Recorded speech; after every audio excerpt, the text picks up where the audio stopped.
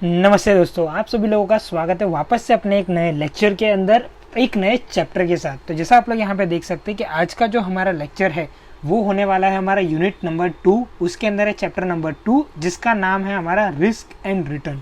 अब देखो, ये जो पर्टिकुलरली चैप्टर है हमारा रिस्क एंड रिटर्न, इसके अंदर कुछ कुछ क्वेश्चंस बहुत अच्छे हैं और बहुत इंपॉर्टेंट भी है जो आप लोगों को एग्जाम के अंदर पूछे जाते हैं। उन्हीं में से एक जो मेथड है या तो आप बोल सकते हो एक जो क्वेश्चन है वो आज हम लोग सॉल्व करने वाले हैं। अब ये जो पर्टिकुलर हमारी मेथड है, इस मेथड को हम लोग क्या कहते हैं कि जब आपको व्हेन प्रोबेबिलिटी इज गिवन, तो यानी यहां पर यह हमारी हो जाएगी मेथड नंबर 1 कि जब हमको क्वेश्चन के अंदर प्रोबेबिलिटी दे के रखी हो तब हमारे को क्वेश्चन किस तरीके से सॉल्व करना रहेगा। तो जैसा आप लोग यहाँ पे क्वेश्चन के अंदर देख सकते हो कि B K Mehta is evaluating a securities 1 year treasury bills currently paying 9.1%। ध्यान रखना 9.1%। Calculate the below investment expected return and its standard deviation. यानी कि मुझे यहाँ पर एक्सपेक्टेड रिटर्न मतलब कि मुझे यहाँ पर क्या फाइंड आउट करना है, इसका रिटर्न फाइंड आउट करना है सबसे पहली चीज। और उसी के साथ साथ मुझे सेकेंड चीज क्या फाइंड आउट करने के लिए कही गई है, स्टैंडर्ड डेविएशन कि should Mehta invest in this security और नॉट, कि भाई मेहता जो है वो इस सिक्योरिटी के अंदर इन्वेस्ट करे या ना करे, ये हमें उन्हें सजेस्ट करना है यहाँ पे। तो जैसा कि यहाँ पर क्वेश्चन के अंदर जितनी भी इंफॉर्मेशन दे के रखी है, तो यहाँ पर आप लोगों को क्या करना है, जब आपको ऐसा प्रोबेबिलिटी वाला सम दिया गया होगा तब आप लोगों को यहाँ पे सबसे पहले तो ये पूरा का पूरा एक टेबल तैयार कर देना है। टेबल के अंदर सबसे पहली चीज हम लोग क्या लिखेंगे यहाँ पे, प्रोबेबिलिटी।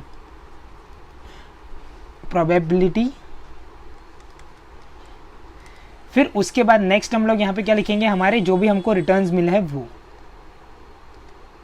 रिटर्न्स।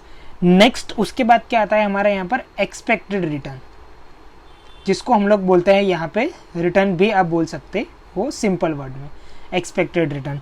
और फिर उसके बाद हमको जो भी सारी चीज़ें फाइंड आउट करने के लिए कही गई है क्वेश्चन के अंदर, हमको वो सारी चीज़ें यहाँ पे ढूंढनी है। तो जैसे कि आप लोग यहाँ पर आगे हम लोग सॉल्व करते हैं, तो सबसे पहले हमारा यहाँ पर क्या आ जाएगी, प्रोबेबिलिटी। जो भी प्रोबेबिलिटी देके रखी है वो सारी हम मुझे यहाँ पे पहले लिख देनी है। 0.15%।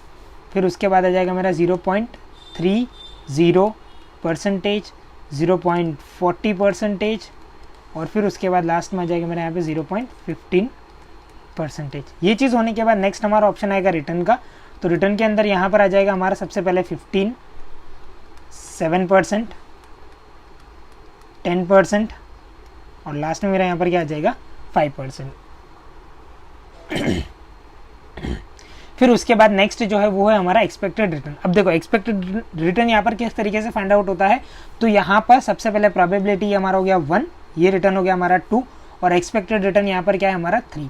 तो 3 इक्वल्स टू यहाँ पर क्या हो जाएगा हमारा 1 मल्टीप्लाई बाय 2, मतलब इन दोनों को यहाँ पर अगर मैं मल्टीप्लाई करूंगा तो मुझे यहाँ पर क्या है, मेरा एक्सपेक्टेड रिटर्न की वैल्यू मुझे यहाँ पे मिल जाएगी। तो एक्सपेक्टेड रिटर्न पहले वाले साल में कितना आएगा, 2.25%। दूसरे वाले साल में कितना आएगा, 2.10%। तीसरे वाले साल में कितना आ जाएगा यहाँ पर 4.100%। फिर उसके बाद आ जाएगा मेरा यहाँ पर 0.75%। सो इस तरीके से यहाँ पर सबसे पहले हम लोगों ने क्या ढूंढ लिया, हमारा एक्सपेक्टेड रिटर्न। अब एक्सपेक्टेड रिटर्न ढूंढने के बाद जो नेक्स्ट चीज़ है वो हमारी क्या है यहाँ पर, वेटेड डेविएशन। अब यहाँ पर देखो, ढूंढने वाले लोग यहाँ पर बहुत सारी अलग अलग मेथड से भी फाइंड आउट करते हैं। मेथड से फाइंड आउट करना मतलब यानी कि यहाँ पर लोग क्या ढूंढ सकते हैं, सबसे पहले आप लोग यहाँ पे ढूंढ सकते हो कि आपका RI माइनस R बार का होल स्क्वायर ढूंढ दिया, फिर इसी को मैं क्या करूंगा, P से मल्टीप्लाई करूंगा। तो वही चीज़ मैं यहाँ पे क्या करने वाला हूँ, मैं डायरेक्टली करने वाला हूँ।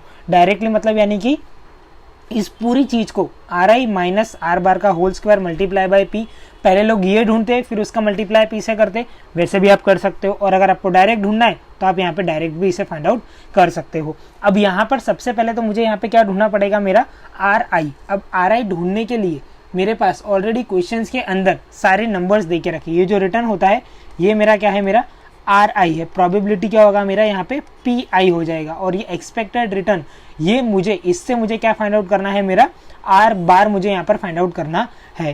तो अब यहाँ पे सबसे पहली चीज R बार इक्वल्स टू, इन सारी वैल्यूज का मुझे यहाँ पर क्या कर देना है, सबसे पहले तो टोटल। तो जब मैं इन सारी वैल्यू का यहाँ पे टोटल करूंगा, RI equals to sigma RI PI।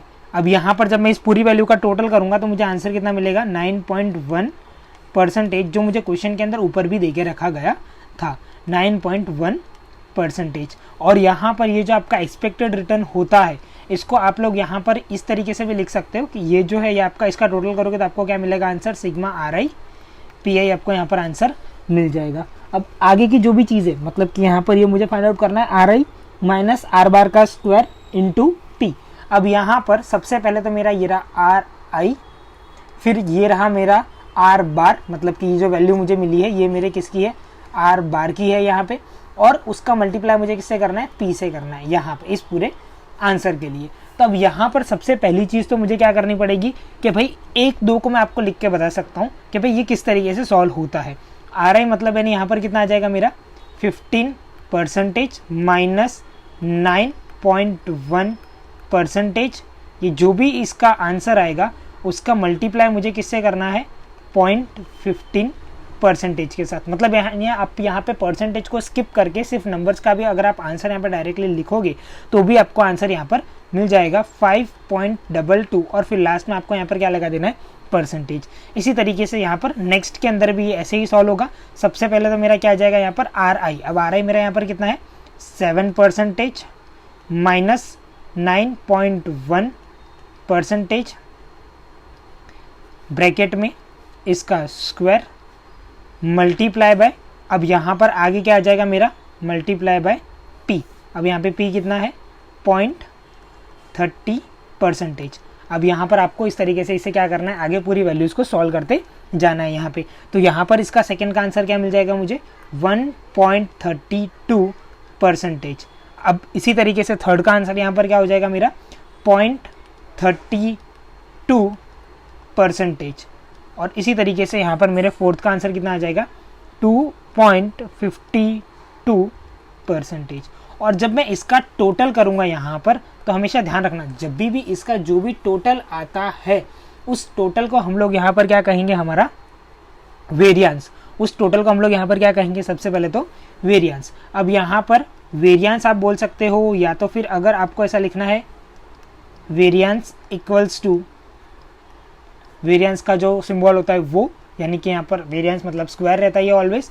अब इन सारी वैल्यूज़ का मुझे क्या करना है, यहाँ पे टोटल कर देना है। तो टोटल करूँगा तो यहाँ पर मुझे आंसर कितना मिल जाएगा 9.38। और ये जो भी मेरा यहाँ पर आंसर आ जाएगा 9.38। अब अगर मुझे यहाँ पे स्टैंडर्ड डिविएशन ढूंढने के लिए कहा गया है तो मुझे यहाँ पर क्या करना पड़ेगा, ये जो भी मेरा वेरिएंस आया है उसको अगर मैं रूट करूँगा यहाँ पे तो मुझे क्या आंसर मिल जाएगा, मेरा स्टैंडर्ड डिविएशन का आंसर मुझे यहाँ पर मिल जाएगा। तो इसका मैं यहाँ पे क्या कर देता हूँ, सीधा सा रूट कर देता हूँ। तो इसका अगर मैं यहाँ पे रूट करूँगा तो मुझे आंसर मिल जाएगा यहाँ पे 3.06।